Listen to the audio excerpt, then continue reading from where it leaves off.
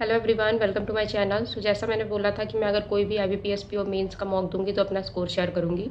तो मैंने कल ही एक मॉक लगाया है। इसके पहले आई वाज नॉट वेल तो मेरी कुछ खास पढ़ाई हुई नहीं थी, बट कल से मैंने वापस से स्टार्ट करा है। तो स्कोर शेयर करने से पहले मैं बताऊंगी कि मैंने इसमें ना जीए अटैम्प्ट नहीं करा, क्योंकि अभी मैंने जीए का रिवीजन ही स्टार्ट किया है एक दिन पहले से ही।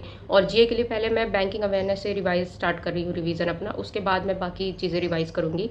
तो जीए मैंने अटैम्प्ट नहीं किया है। और उसके बाद मैंने 3 सेक्शन अटैम्प्ट किए थे इसमें, रीजनिंग का, क्वांट का एंड इंग्लिश का। और रीजनिंग मेरी स्ट्रेंथ है और रीजनिंग में ही मैं ख़राब कर रही हूँ, पता नहीं क्या हो रहा था। मे बी रीजनिंग का लेवल थोड़ा हाई रहा होगा, और था ही, मुझे ऐसा लगा देते टाइम कि रीजनिंग का लेवल अच्छा है। लेकिन हाँ, एग्ज़ाम में भी ऐसा ही आएगा, मॉडरेट टू हाई आएगा, ईजी तो आएगा नहीं। तो वैसी प्रैक्टिस भी ज़रूरी है। तो सबसे पहले आप मेरा स्कोर देखिए। तो ये है मॉक नंबर 1 और मेरा स्कोर आप देख सकते हैं। मैंने इसमें से 46 क्वेश्चन ही अटेम्प्ट करे थे और मेरा जो स्कोर आया 43.75 आया है। रीजनिंग मेरी स्ट्रेंथ है जैसा मैंने बताया, और उसमें ही मैंने बहुत ही बेकार परफॉर्म किया है, तो इसको मुझे वापस से अच्छा करना पड़ेगा। तो इसमें मैंने 13 क्वेश्चन ही अटेम्प्ट करे थे, स्कोर सिर्फ 9.25 ही आया है, उसमें भी रॉन्ग हो गए थे।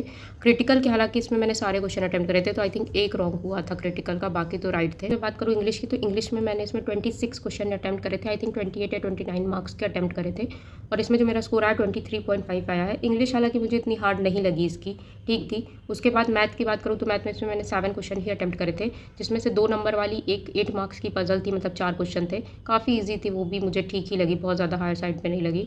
तो टोटल मेरे 11 मार्क्स ही आए इसमें। इसके बाद मैं आपको शो कर देती हूँ सोल्यूशन कि मैंने क्या क्या अटेम्प्ट करा था। तो ये है रीजनिंग। रीजनिंग में मैंने बहुत कम अटेम्प्ट करे थे। और उसके बाद जैसे मैं बताऊँ कि मैंने क्रिटिकल के, जैसा मैंने बोला कि मैंने 3 या 4 क्वेश्चन थे इसमें, तो इसमें एक मेरा रॉन्ग हुआ था, बाकी राइट थे क्रिटिकल के। और उसके बाद ये मैंने एक पज़ल बना रही थी मैं, तो ये मेरी आधी बनी थी और इसमें मैंने बहुत ज़्यादा टाइम वेस्ट किया। मैं आपको अगर टाइमिंग शो करूँ तो आप देख सकते हैं 13 मिनट मैंने लगाए, और इसमें भी क्वेश्चंस मैंने रॉन्ग कर दिए, वो भी सही तरीके से नहीं किए। उसके बाद एक पज़ल मैंने और बनाई थी, इसमें ज़्यादा मिसलेनियस था नहीं।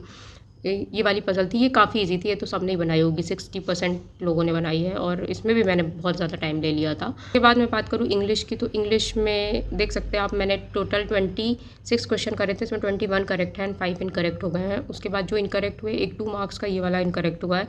ये मुझे लग रहा था सही होगा, बट डोंट नो कैसे इनकरेक्ट हो गया। एक ये हुआ है, एक ये हुआ है। उसके बाद जैसे मैंने बताया कि आपको पैसेज से ही नंबर गेन करना पड़ेगा, तो मैंने ये पैसेज के क्वेश्चन बहुत कम लोगों ने अटेम्प्ट करे थे, पर ये पैसेज मैंने पूरा, जैसे मैंने बताया कि मैं पैसेज पहले पूरा पढ़ती हूँ, उसके बाद मैं क्वेश्चंस को अटेम्प्ट करती हूँ, चाहे वो क्लर्क का हो या तो पीओ का हो या कोई भी पैसेज हो। तो मैं, जैसे आप देख सकते हैं, ये पैसेज मैंने 3.5 मिनट पहले इसको अच्छे से रीड किया है, क्योंकि ये पीओ मेंस का पैसेज है। उसके बाद मैंने क्वेश्चन को अटेम्प्ट किया, तो मोस्टली मेरे क्वेश्चन इसमें सही है पैसेज वाले। और उसके बाद डेटा एनालिसिस की मैं बात करूँ, तो डेटा एनालिसिस में जैसे मैंने बताया, तो ये वाली मैंने की थी डीआई, ये काफ़ी इजी थी, मतलब बहुत ज़्यादा। इसमें एज कैलकुलेट करवाया, पर एज का कुछ खास काम नहीं आया, क्वेश्चंस में तो एज के क्वेश्चन ही नहीं थे, बट हाँ, एज से आप मार्क्स पता कर रहे थे, तो ये काफ़ी इजी था। उसके बाद 2 क्वेश्चन मैंने और किए थे, और एक ये नंबर सीरीज़ वाला किया था, तो एक ही किया मैंने। इसके बाद इसका मुझे लॉजिक ही क्रैक नहीं हुआ, कि पता नहीं क्या लॉजिक है। तो ये थे टोटल मेरे अटैम्प्ट। अभी मैं आपको रफ करके शो कर देती हूँ। तो ये है रीजनिंग की वो जो इजी वाली पज़ल मैंने बताई थी, तो ये वाली बन गई थी। उसके बाद एक पज़ल मैं ये बना रही थी, इसमें काफ़ी टाइम लगा और कुछ कंडीशन रॉन्ग हो गई, तो ये नहीं बन पाई थी, जिसकी वजह से इसके क्वेश्चन भी रॉन्ग हो गए थे। उसके बाद मैं बात करूँ, तो ये मैं नंबर सीरीज़ की बात करी थी, तो इसका लॉजिक ही क्रैक नहीं हुआ मुझसे, थोड़ी सी मेरा क्रैक हुआ था, बाकी लॉजिक नहीं समझ में आया, तो मैंने सिर्फ इसका एक ही क्वेश्चन अटैम्प्ट किया था।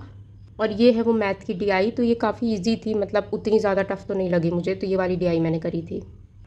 और टेस्ट के परसेंटाइल के लिए काफ़ी ज़्यादा कन्फ्यूज़न हो जाता है, क्योंकि आप देख सकते हैं जैसे ये टेस्ट है, तो इसमें जो टॉपर है उसने 8 मिनट में ही पूरा क्वेश्चन सॉल्व कर लिया है, तो ये परसेंटाइल की क्रेडिबिलिटी भी ख़त्म हो रही है। उसमें समझ में नहीं आ रहा कि परसेंटाइल सही भी है या नहीं है, क्योंकि लोग, पता नहीं ऐसे कितने लोग होंगे जो ऐसे ही अटेम्प्ट करते होंगे, जिसमें 200 में 197 मार्क्स आ रहे हैं इनके। तो ये भी थोड़ा सा डाउट रहता है, बट ठीक है, अपने तरफ से अपना बेस्ट परफॉर्म करना है, उसके बाद देखते हैं जो भी होता है। तो ये है मेरा कुछ स्कोर। आई नो अभी इम्प्रूवमेंट की बहुत ज़्यादा ज़रूरत है, और अभी डिस्क्रिप्टिव किसी भी प्लेटफॉर्म पे ओपन नहीं हुए हैं, तो मैंने अभी डिस्क्रिप्टिव नहीं दिया है। जैसे ही ओपन हो जाएंगे, मैं डिस्क्रिप्टिव की भी प्रैक्टिस करके अपना स्कोर शेयर कर दूंगी आपके साथ कि मैं कैसे क्या कर रही हूँ। हालांकि डिस्क्रिप्टिव मैंने पहले ही बताया कि मैं डायरेक्ट ही करती थी रिवीजन, लास्ट 2 ईयर से भी मैं ऐसी करती थी, डायरेक्ट क्वेश्चन आते थे मॉक में और टाइपिंग कर देती थी, या जो भी मुझे समझ में आता था मैं उसके बारे में उसमें लिख देती थी। लेकिन इस बार थोड़ा सा पैटर्न चेंज हुआ है, तो जब भी आएंगे डिस्क्रिप्टिव के पेपर ओपन हो जाएंगे मॉक वाले, तो मैं उसको लगा के आपके साथ अपना स्कोर भी शेयर कर दूंगी कि मैं कैसे स्कोर आ रहा है मेरा और कैसी प्रैक्टिस है। ये है वीडियो। आई होप आपको वीडियो अच्छा लगा होगा। अगर अच्छा लगा होगा तो like share subscribe to my channel. Thank you so much.